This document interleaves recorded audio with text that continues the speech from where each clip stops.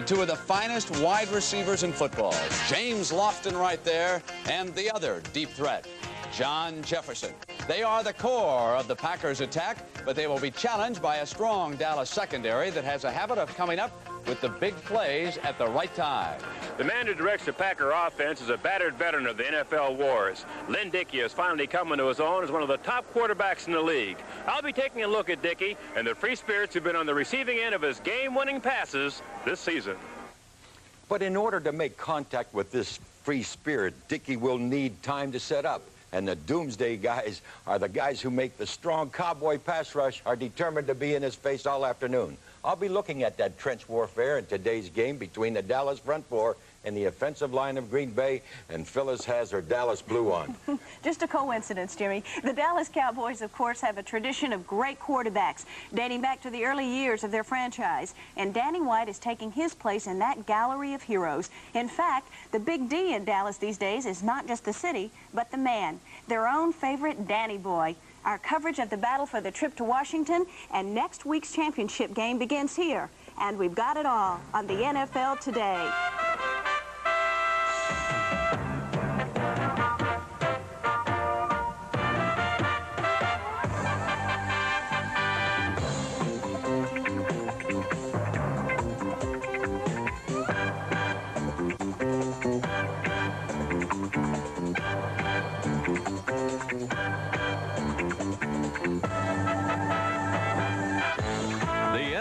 Today is sponsored by the 1983 Volkswagens. Nothing else is a Volkswagen. And by True Value Hardware Stores. True Value, more than just a name.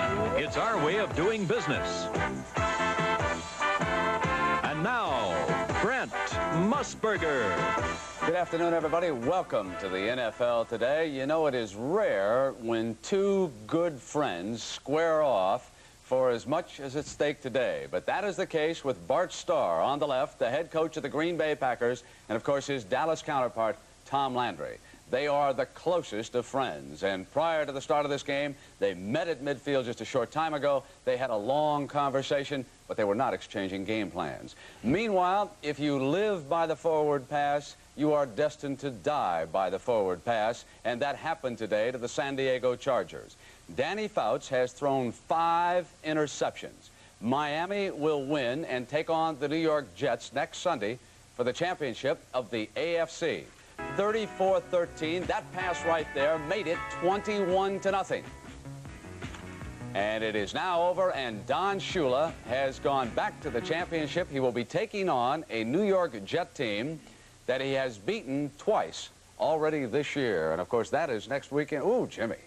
Ooh. What a game that's going to be. Sure, he did beat him twice this year, but the last one was a barn burner. If you remember, Walt beat him 6 times in a row before that. It's going to be a very physical game. Both teams are very physical. Miami will be a home team favorite and nothing more. I have a question for both of you. With Washington having the home field advantage, do you think they'd fare better against the Packers or the Cowboys? Who's first? Go ahead, you. Well, they'd fare better against Green Bay because they have a better defense and they match up better against Green Bay.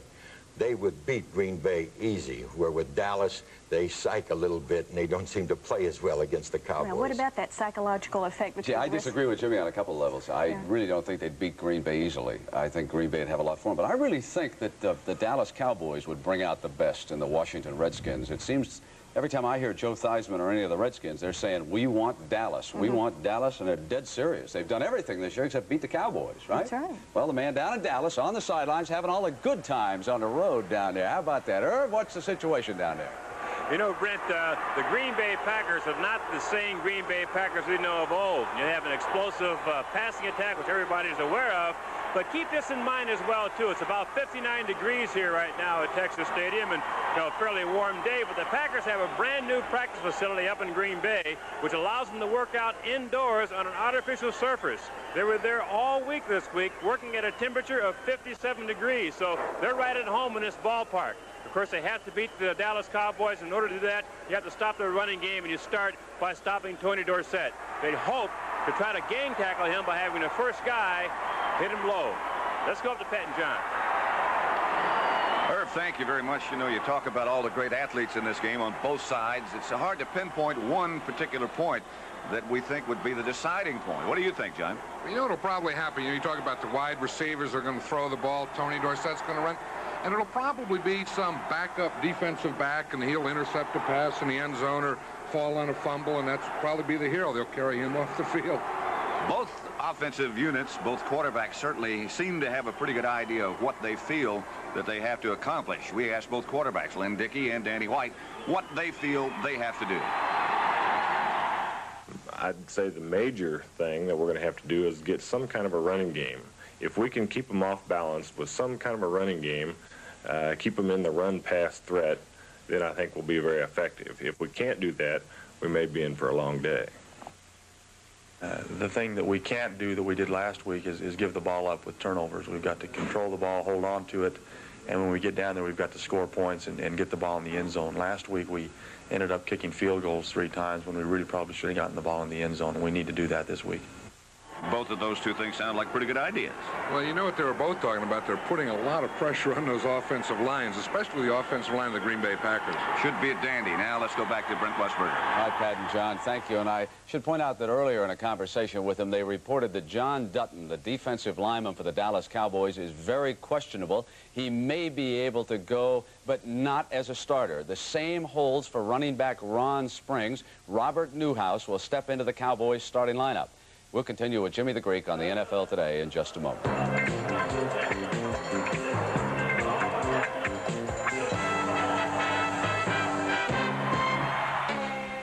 Texas Stadium, where the Dallas Cowboys have lost a couple of times this year to the Pittsburgh Steelers and to the Philadelphia Eagles. But, Jimmy, I'll tell you what, the Packers will have to turn in a great game to beat them there today.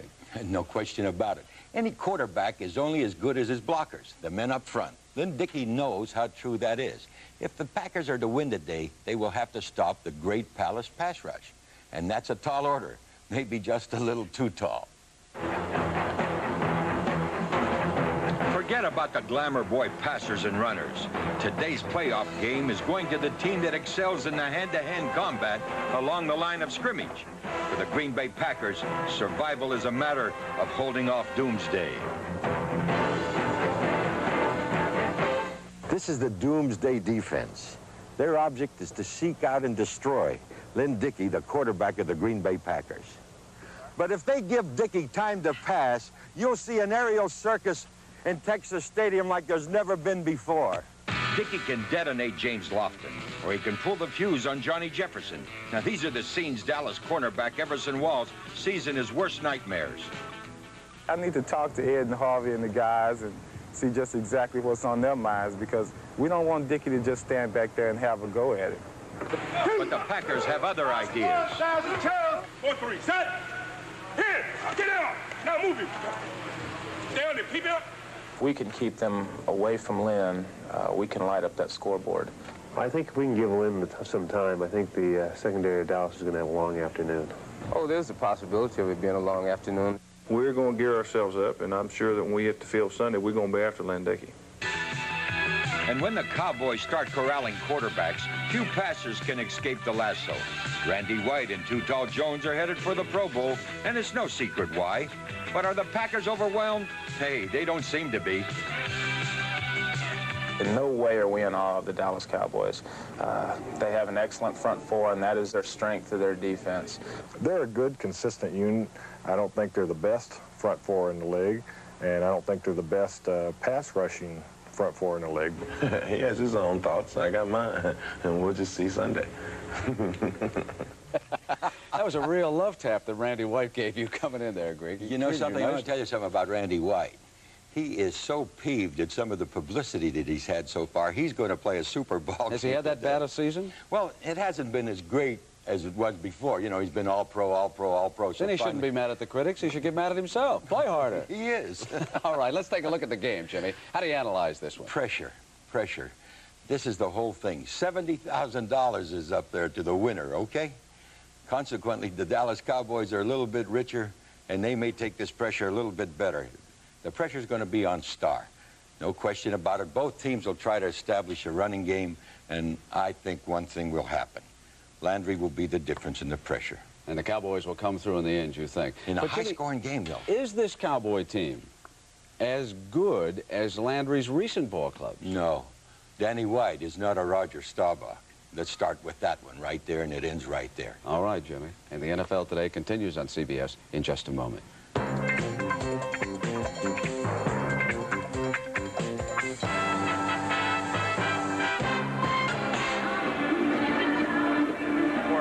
Quarterback, Lynn Dickey's life this season has been a rich and happy feast. Like a kid in a candy store, he has so many goodies to choose from, you can hardly know which one is going to catch his eye. And that's been a real problem for Green Bay's opponents all season.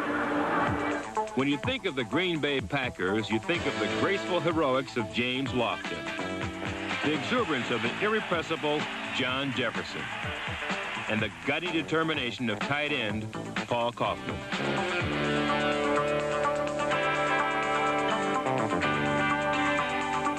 Almost unnoticed is Lynn Dickey, an immobile, battered old warhorse, better known for his injuries than his invincible passing.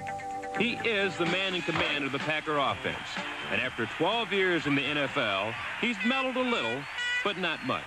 I don't scream and yell as much as I used to because I can't find my cheek pad helmets. When I throw my helmet against the bench and the cheek pads go flying 20 yards away and they say, all right, offense, get in there, you know.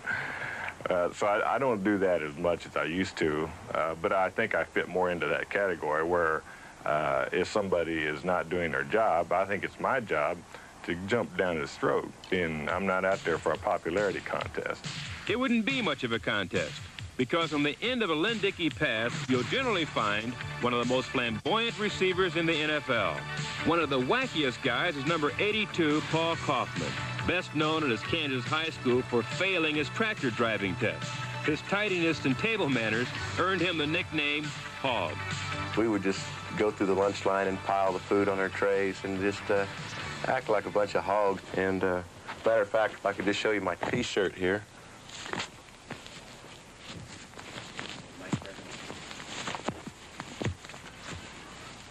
As you can see, hog is not just a name, it's a way of life. In sleek contrast to the hog and his tractor is number 80, James Lofton, more of the Jaguar type. I always like to think of myself as a subtle elegance, not overstated, not understated, but, you know, pretty contemporary. And I think the type of receiver I am fits into the game very well today, and I think my personality and my lifestyle blend into today's living. There's a lot of character in those characters, and Lynn Dickey has total confidence in all of them. I'm the type of guy who doesn't get caught up in the, oh no, here comes the big pass rush. I block those kind of things out of my mind. I know one of my guys is going to get open. These guys are just intelligent people. They know what life's about. They know how to play the game. They got good football savvy. Dallas-born John Jefferson showed his savvy with 2 scores last week, and he plans a big homecoming today. Are we going to Dallas? I'm coming home. Cowboys, I'm coming home. Expect a high-scoring game. Coach Landy says this is going to be a real shootout, but keep an eye on Doug Cosby, the Cowboys tight end. He should see a lot of action today. Thank you. The NFL Today continues on CBS in just a moment.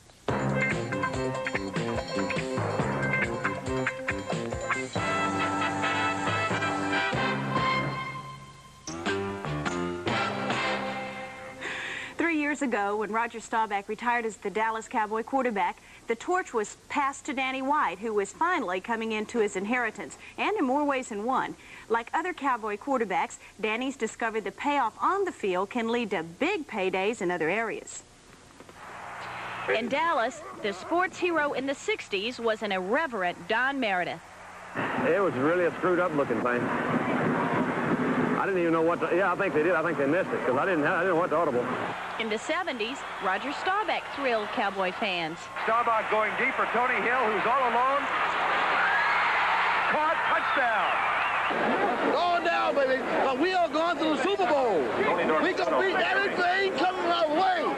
And now, in the 80s, Danny White is on his way to attaining the same level of success as Meredith and Staubach. It's true that as the Dallas Cowboy quarterback, I have a tremendous heritage to live up to, but not because of what Roger did. I want to someday be able to walk up to him and say, I'm a better quarterback than you ever were, Raj. And I've got a long ways to go, but I'm working on it. Dallas, Texas. It's a city where people do things with style. Thank you. Have lots of power and tons of money. And if you play your cards right, being quarterback of the Dallas Cowboys can provide you with all these opportunities. And like the quarterbacks who preceded him, Danny White appears to have the right stuff. Hey, you drinking Lipton tea? Wouldn't drink nothing else. Me neither. Lipton's The got right that special stuff from his quality Cowboy blend, years Minnie. helped Meredith in gaining recognition as a commercial spokesman and broadcaster. Rolaids really does spell relief. The right stuff has helped Staubach pose burning questions. How do you spell relief? I spell relief. And already, the Cowboy quarterback mystique is paying off in numerous endorsements for Danny White. Well, you know, Danny's is what I would call an entrepreneur. There's a difference between an entrepreneur and a capitalist. And you know that an entrepreneur is a person who doesn't have any money, he thinks he does, and a capitalist does. I would call Danny White a capitalist. Isn't there a certain power that goes along with being a Dallas Cowboy? You all are so successful and popular, and that works to your advantage. You know, as the Dallas Cowboys quarterback, you have a lot of opportunities, business-wise. And probably the most important thing I've learned is that nothing in this life is free. On occasion, Danny gets deeply involved in his interest in a boat company and in oil exploration. He succeeded in earning almost as much off the field as on it. Bottom line is, as long as you produce, things are going to be okay. And that's why my priorities are such that I go out and I play football and I do the very best that I can. I'm not going to get rich overnight, but I don't need to get rich overnight. I'm very happy the way things are going financially right now. This year, White's performance has earned him a Pro Bowl selection. But although his financial future is secure, an unfulfilled ambition spurs him on. The quarterback has got to be a take-charge type of player. And through being successful, I think I've come to realize that by golly, I'm a pretty good quarterback, and I've got the ability to take this team to the Super Bowl. Brent, some say as a quarterback that Danny lacks the, excuse me, the charisma of a Staubach or a Meredith, but there's no question that his intensity and his desire is there to win that Super Bowl ring, especially this year more than any other year. The NFL Today will continue on CBS in just a moment.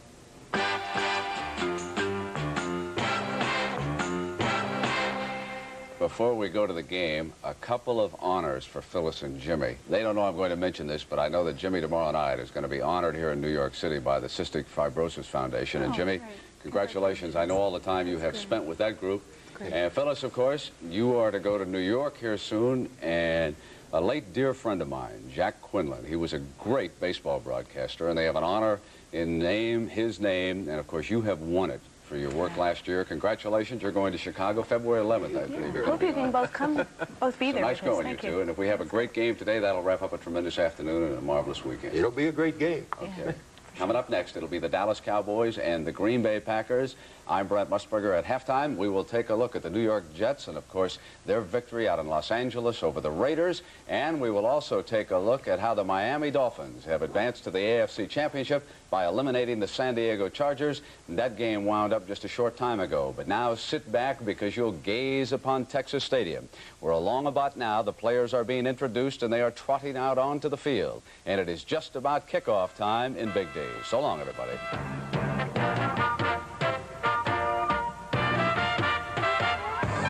All right, Pat and John, coming up at halftime, we're going to show you how the Dolphins and the Jets got to the AFC Championship game, and Jimmy the Greek will give us the favorite for that showdown in Miami next week. And we'll get started here on CBS in just a moment.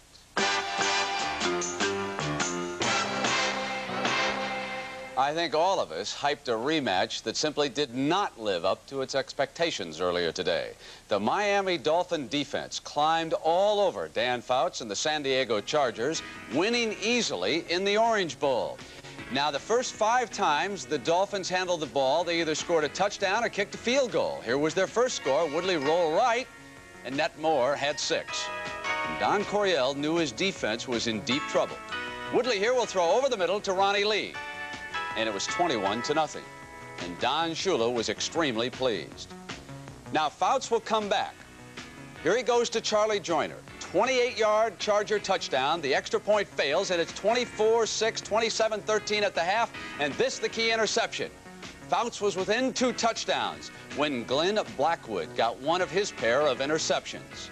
Then trailing 34-13, Fouts will again be intercepted by Blackwood, killing San Diego's last scoring threat. 5 interceptions for Don Shula and the Miami Dolphins. We've been playing big defense all year long, and it continues to get better. And today was one of the examples of our defense and what its capabilities are. You go against the #1 offense and Fouts and Winslow and Chandler and everybody else, Muncie, and the defense holds them to 2 touchdowns. And it was just an outstanding performance. You're not supposed to sack Fouts, and we sacked them. You're not supposed to intercept Fouts, and we got some big interceptions, some big turnovers.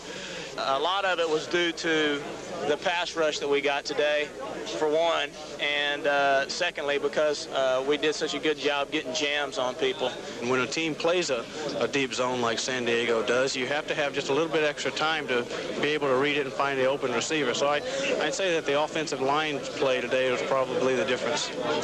And as a result of the victory earlier today, the Dolphins now will host the New York Jets, who yesterday went out to Los Angeles and rallied in the 4th to beat the Raiders. And Richard Todd said it was Wesley Walker's speed that did it. You know, is an all-pro, and you know, we're going to use him. We threw deep quite a bit because they play a lot of zero coverage, a lot of man coverage, and you know, I challenge anybody to, you know, get up there and do that to Wesley. The Raiders, though, came back. They dominated the 3rd quarter. They scored the first 2 times they handled the ball. Here is Malcolm Barnwell getting loose. And suddenly, the Raiders were ahead 14-10. But then Richard Todd sent the burner deep, and that set up the winning touchdown. Key was that our defense really sucked it up there at the end. We fumbled. We had a 1st down, and I said, "Oh my God, we let them back in the ball game." But twice in the closing minutes, Jim Plunkett and the Raiders had a chance to pull it out. But twice, Lance Mel dropped back into that zone and intercepted for the Jets. And they advanced to the AFC Championship 17-14. There's the happiest man of all, Walt Michaels, the head coach of the Jets.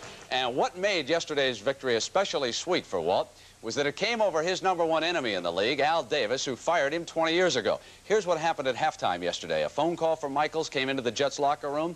Michaels was told the caller was the Jets chairman, Leon Hess. When Walt picked up the telephone, the caller, whoever it was, and it was not Hess, said some abusive things about New York Star defensive end Mark Gastineau. Michaels immediately suspected that Davis was behind the stunt. He hollered into the telephone, "Al Davis, I'll choke you." It later turned out that the real culprit was a man who identified himself as the part owner of a bar in Queens. When Davis was told about Michaels' initial reaction to the telephone call, he described the Jet coach as an insecure idiot. Now, Michaels has had a news conference here earlier today, and he said he will have no more comment. But, of course, Walt is not the only one who has accused Davis of dirty tricks over the years. Some coaches have even charged him with bugging locker rooms. My favorite story in that regard is Harlan Savari. Savari was the coach of the Chargers. Al was on the sideline for the Raiders. Al had him down by a couple of touchdowns at the half. Harlan was changing the whole offensive scheme of things at halftime. And it suddenly dawned on him what might be happening. He looked up at a light bulb in the locker room. And he said, "And damn you, Al Davis, wherever you are listening." So Michaels is not the first. When we come back, Jimmy the Greek will tell us who's favored, Jets and the Dolphins, and we'll do that right after these messages from your local station. Right. Details at the store and get $100, right? Okay, I'll tell them.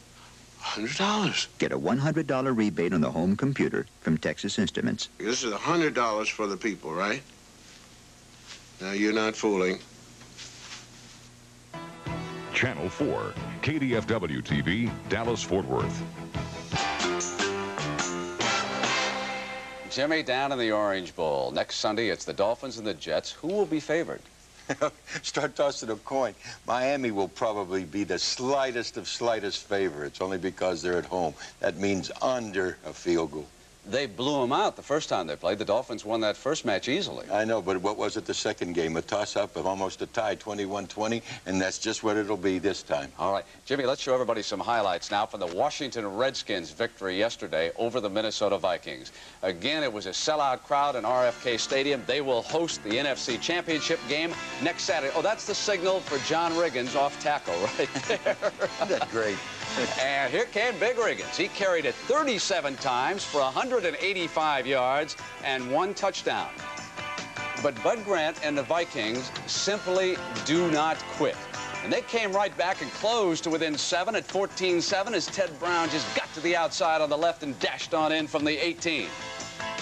But then Joe Theismann, who certainly has been the quarterback of the year in the NFC, went to the hero in the Lions game, Alvin Garrett, and suddenly it was 21-7, but it would have been a lot closer, except this pass from Tommy Kramer to Sammy White was inexplicably dropped in the end zone. Riggins take a bow for the great job, and then Irv Cross checked in with Joe Theismann after the game.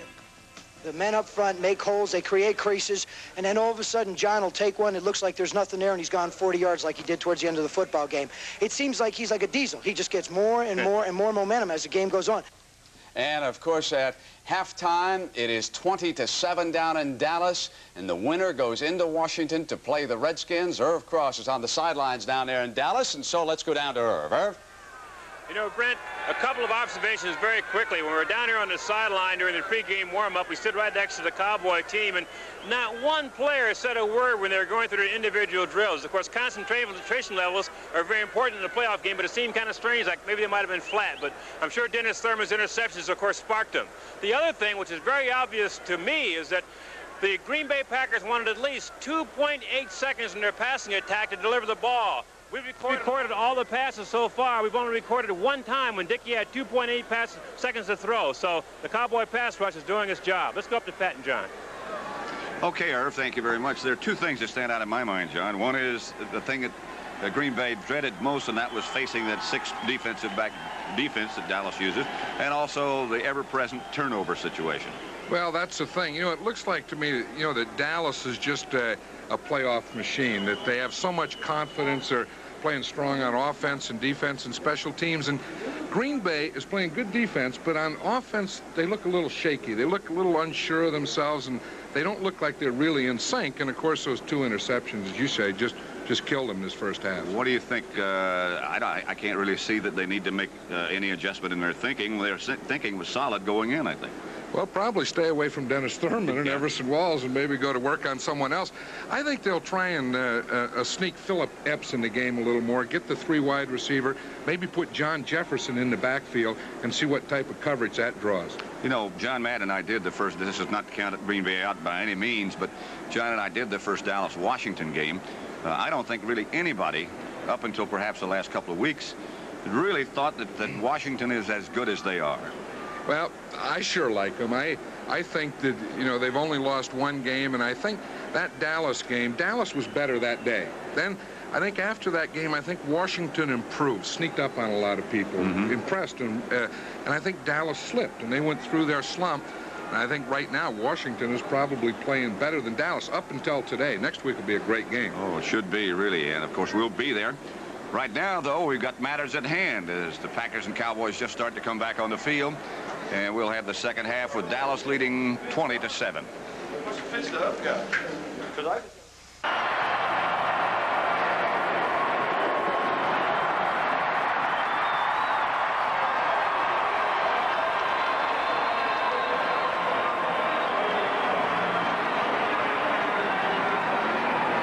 Next, the NFC Championship will be Dallas against Washington. There's no need for any incentive because they really don't care for each other. Irv Cross will be around and have some guests down on the sideline from the winning team.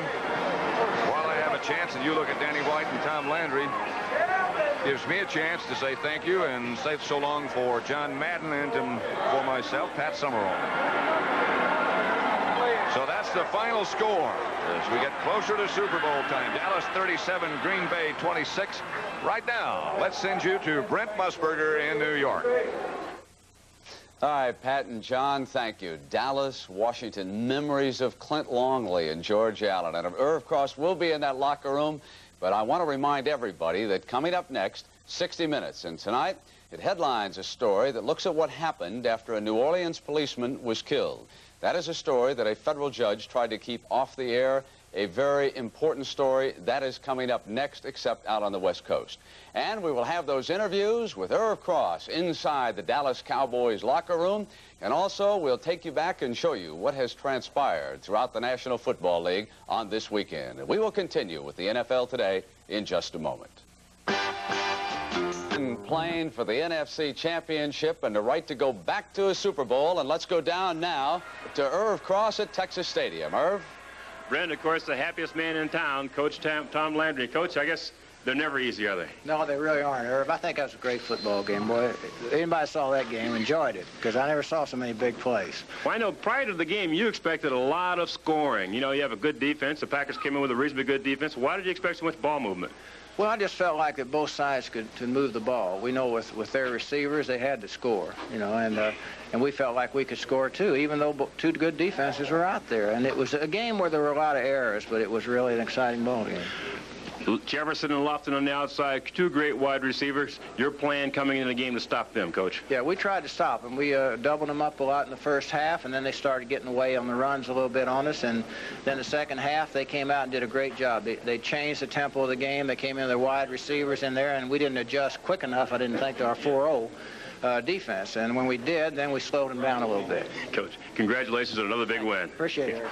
We got a rookie, #1 draft choice from Kentucky State, Rod Hill, who broke off a kick return for a big play to get your club started. Rod, I guess it's one of the many big plays you expect to make here, eh? Yeah, well, you know, I'm a #1 draft pick, and that's my job to play football, and I'm glad I got a chance to do it this playoff game. Do you feel pressure as a #1 draft choice coming to the Dallas Cowboys? Do you expect to step in that lineup and perform right away? Well, you know, before the draft, I talked to the Cowboys, and I knew what my situation would be once I got here, and that was to learn, you know, take it by, you know, ear. And I did that, and, you know, fortunately, it came down to my turn to play, and I did the job. Rod, tell me about the big kickoff return.